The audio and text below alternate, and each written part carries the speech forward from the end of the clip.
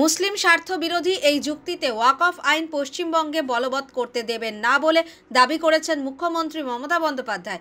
মুখ্যমন্ত্রীর মতো সাংবিধানিক পদে থাকা ব্যক্তি কিভাবে সংসদে পাশ হওয়া আইনকে আটকানোর কথা বলেন তা নিয়ে প্রশ্ন তুললেন কেন্দ্রীয় সংখ্যালঘু মন্ত্রী কিরেন রিজিজু। আজ তিনিও উত্তরপ্রদেশের মন্ত্রী যোগী আদিত্যনাথ পশ্চিমবঙ্গে ওয়াকফ আইন ঘিরে হিংসার পিছনে মুখ্যমন্ত্রী মমতার উস্কানিমূলক বক্তব্যকেই দায়ী করেছেন। এদিকে স্বরাষ্ট্র মন্ত্রকের কাছে প্রাথমিক যে রিপোর্ট জমা পড়েছে তাতে খোলা সীমান্ত নিয়ে বাংলাদেশ থেকে আসা দুষ্কৃতীদের এবং স্থানীয় তৃণমূল নেতৃত্বকেই সেই দুষ্কৃতীদের মদত দেওয়ার জন্য দায়ী করা হচ্ছে, যারা পরে দুষ্কৃতীদের উপরে নিয়ন্ত্রণ হারিয়ে ফেলে। ওই দুষ্কৃতীদের সঙ্গে কারা যোগাযোগ করে এনেছিল তা এখন খতিয়ে দেখছেন গোয়েন্দারা।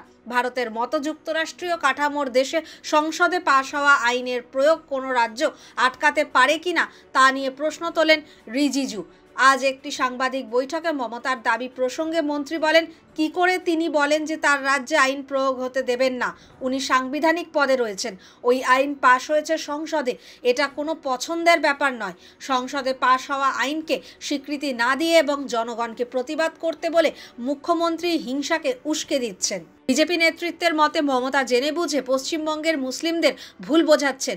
অতীতে সংশোধিত নাগরিকত্ব আইন পশ্চিমবঙ্গে আটকাতে চেয়েছিলেন মমতা, পারেননি।